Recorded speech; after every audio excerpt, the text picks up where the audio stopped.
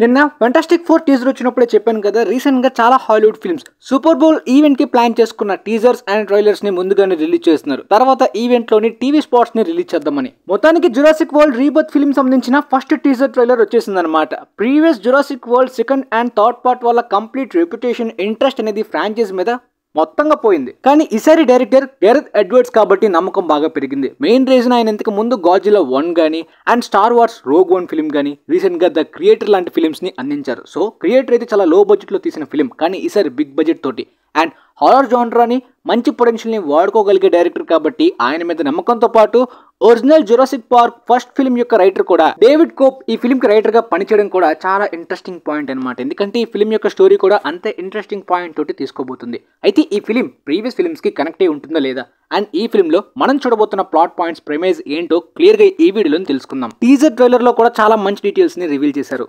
ఈ ఫిల్మ్ యొక్క time line previous film అయిన జురాసిక్ వరల్డ్ డొమినియన్ అయిన 5 years తర్వాత స్టోరీ కంటిన్యూషన్ అనమాట. ఈ ఫిల్మ్ లోని ప్రీవియస్ ఫిల్మ్స్ లాగా ఇదొక పార్క్ గురించి లేదంటే డైనోసార్స్ వర్సెస్ సొసైటీ మధ్యన పొలిటికల్ అఫైర్స్ గురించి స్టోరీ కాదనమాట. ఇది కంప్లీట్ గా కోర్ట్ ఆపరేషన్ మీద బేస్ అయి ఉంటున్న స్టోరీ. స్కార్లెట్ జోహాన్సన్ ఈ కోర్ట్ ఆపరేషనల్ ఎక్స్పర్ట్ గా జోరా బెనెట్ క్యారెక్టర్ లోని కనిపించబోతున్నారు ఈ ఫిల్మ్ లో. ఈ మిషన్ లోని పేలియోంటాలజిస్ట్ అయిన డాక్టర్ హెన్రీ కూడా ఆమెతో పాటు వెళ్ళబోతున్నారు. అండ్ మార్షల్ అలీ గారు ఈ ఫిల్మ్ లోని జోరా టీమ్ లీడర్ డన్కన్ క్యారెక్టర్ లోని కనిపించబోతున్నారు. ఇది ఒక టాప్ సీక్రెట్ మిషన్ అన్నమాట. ఇలా అన్ని టైప్ స్కిల్స్ ఉన్న ఈ టీం అంతా కలిసి వెళ్ళబోతున్న మిషన్ అయితే ఒక ఐసోలేటెడ్ ఐలాండ్ దగ్గరికి. సో ఈ మిషన్ అంతా ఆ ఐసోలేటెడ్ ఐలాండ్ చుట్టూ ఉంటుంది కాబట్టి ఇది సేమ్ జురాసిక్ వరల్డ్ డొమినియన్ అయిన 5 years తర్వాత సేమ్ యూనివర్స్ స్టోరీ అయినప్పటికీ ప్రీవియస్ ఫిల్మ్స్ లో కనిపించిన క్యారెక్టర్స్ గానీ డైనోసార్స్ గానీ ఈ ఫిల్మ్ లోని కనిపించరు అనమాట. ఆ కొన్ని డైనోసార్స్ అయితే మాత్రం కొన్ని రిమోట్ రీజియన్స్ లో ఆల్రెడీ సర్వైవ్ అయ్యి నివసిస్తూ ఉన్నాయి. పోతే ఇన్ని ఇయర్స్ ఈ ఐలాండ్ ని ఐసోలేటెడ్ గా సీక్రెట్ గా ఎందుకు ఉంచారు? ఇప్పుడు ఆ ఐలాండ్ కి వీళ్ళు అక్కడికి ఎందుకు వెళ్తున్నారంటే 3 largest క్రియేచర్స్, అదే 3 big డైనోసార్స్ యొక్క DNA జెనెటిక్ మెటీరియల్ ని తీసుకురావడానికి.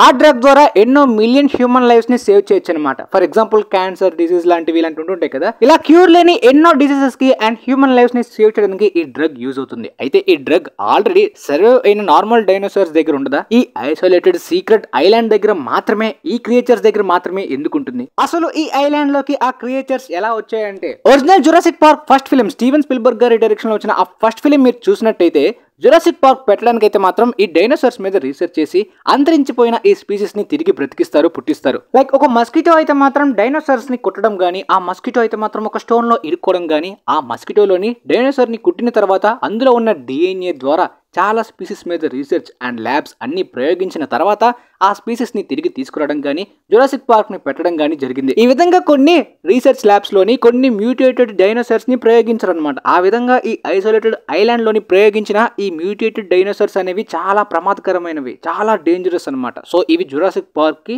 పెట్టడానికి కష్టం అనమాట. ఇవి పెడితే చాలా డేంజర్ అని వీటిని ఈ ఐసోలేటెడ్ ఐలాండ్ లోనే వదిలేశారు. అందుకని ప్రీవియస్ జురాసిక్ వరల్డ్ ఫిల్మ్ లోని జురాసిక్ పార్క్ ఫిల్మ్ లో ఉన్న డైనోసార్స్ కన్నా వీటి డిజైన్ గానీ ఆ లుక్ గానీ చాలా డిఫరెంట్ గా ఉందన్నమాట. ఎందుకంటే ఇవి మిగిలిన స్పీసెస్ కన్నా కాస్త డిఫరెంట్ అండ్ డేంజరస్. సింపుల్ గా చెప్పాలంటే ఫెయిల్డ్ మ్యూటేటెడ్ డైనోసార్స్ అని చెప్పొచ్చు అనమాట. కానీ ఇవే ఇప్పుడు హ్యుమానిటీని సేవ్ చేసే అంత ఇంపార్టెంట్ అయ్యాయి అనమాట. సో ఈ సీక్రెట్ ఐసోలేటెడ్ ఐలాండ్ లోకి, ఈ సీక్రెట్ మిషన్ లోకి ఈ అన్ని స్కిల్స్ ఉన్న సీక్రెట్ టీం వెళ్ళిన తర్వాత ఫ్లయింగ్ డైనోసార్ అయిన టెరోసరాస్ దగ్గర ఎగ్ లోపల శాంపుల్ ని తీసుకోవడానికి వెళ్తారనమాట. ఎందుకంటే టెరోసరాస్ అన్ని కూడా గాల్లో ఎగురుతూ ఉంటాయి కాబట్టి అవి వచ్చేలోపు ఎగ్ దగ్గర శాంపుల్ ని తీసుకోవడానికి వెళ్తారు. కాకపోతే ఈ లోపే అక్కడికి అవి వచ్చేస్తాయి అనమాట. యాక్చువల్లీ టీజర్ లో ఈ సీన్ లో నేను R-rated వైలెన్స్, బ్లడ్ సీన్స్ ని చూపిస్తారు అనుకున్నాను. కాకపోతే ఎవరికిల్ని కూడా అంత క్లియర్ గా చూపించలేదు కాబట్టి మేబీ బ్లడ్ సీన్స్ కనిపించలేదు అనమాట. ఎందుకంటే ఇనిషియల్ బజ్ ప్రకారం ఈ ఫిల్మ్ అనేది R-rated హారర్ ఫిల్మ్ గా వైలెన్స్ తో ఉండబోతుంది. ప్రీవియస్ జురాసిక్ వరల్డ్ ఫిల్మ్స్ లా కాదనే బజ్ వచ్చిందనమాట.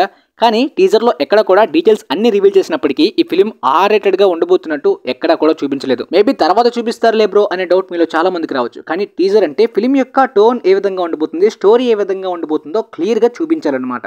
కానీ క్లారిటీగా చూపించిన విషయం ఏంటంటే ఇందులో ఉన్న ఈ డైనోసార్స్ యొక్క డిజైన్స్ గానీ, వీటి ఎబిలిటీస్ గానీ ప్రీవియస్ ఫిల్మ్స్ లో చూసిన దానికన్నా చాలా రెట్లు powerful and dangerous. So previous films కన్నా ఇంకాస్త ఎక్కువ డేంజరస్ గా చూపించి హారర్ ఎలిమెంట్స్ ని పెట్టాలి. లైక్ గెరెత్ ఎడ్వర్డ్స్ గాడ్జిల్లా 1 లో పెట్టినట్టు స్టీవెన్ స్పిల్బర్గ్ గారు జురాసిక్ పార్క్ ఒరిజినల్ ఫిల్మ్స్ లో పెట్టిన రేంజ్ లో అనమాట. నిజానికి ఒరిజినల్ జురాసిక్ పార్క్ నుండి ఇప్పటిదాకా ఈ ఫ్రాంచైజ్ ఎంతో ఎక్స్ప్లోర్ అయ్యి ఈ సీక్రెట్ ని మాత్రం ఇంతవరకు దాచారు.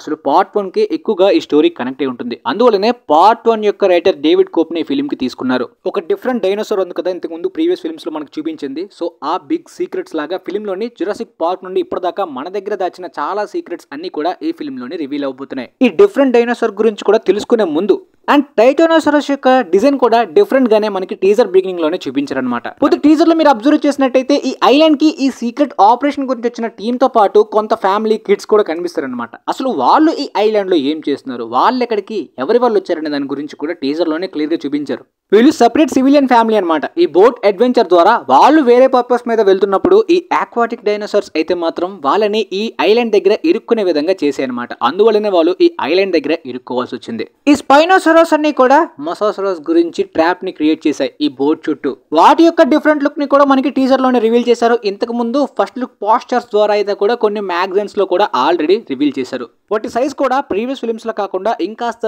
బిగ్ అండ్ బ్యాడ్ యాస్ గా చూపించబోతున్నారు అనమాట. సో ఈ కోవర్ట్ ఆపరేషన్ కి వచ్చిన టీం ఈ బోట్ దగ్గర ఇరుక్కున్న ఫ్యామిలీకి హెల్ప్ చేసి వాళ్ళతో పాటు ఈ ఐలాండ్ లోనే ప్రస్తుతానికి వాళ్ళు ఇరుక్కోవాల్సి వస్తుంది. మేబీ ఆ బోట్ డ్యామేజ్ అయిపోయి ఉంటుంది కంప్లీట్ గా. అండ్ ఈ కోవర్ట్ ఆపరేషన్ కి వచ్చిన వాళ్ళు సెడిటివ్స్ ని యూజ్ చేస్తున్నారు డైనోసార్స్ ని కంప్లీట్ గా చంపడానికి కాదు, ఎందుకంటే వాళ్ళ డిఎన్ఏ ఎంతో అవసరం కాబట్టి. బట్ జోరాకి, డన్కన్ కి అండ్ ఈ పెలెంటియాలజిస్ట్ అయిన డాక్టర్ హెన్రీకి తెలియని చాలా సీక్రెట్స్ ని ఆ సీక్రెట్స్ గానే ఉంచి ఈ ఐలాండ్ కి పంపించుంటారు మేబీ. కానీ వీళ్ళు అక్కడ ఈ 3 బిగ్ క్రియేచర్స్ యొక్క డిఎన్ఏ ద్వారా క్రియేట్ అవ్వబోయే డ్రగ్ గురించి తీసుకోవడానికి వెళ్తూ ఈ సీక్రెట్స్, ఈ హిడెన్ సీక్రెట్స్ అన్ని కూడా తెలుసుకుంటారు.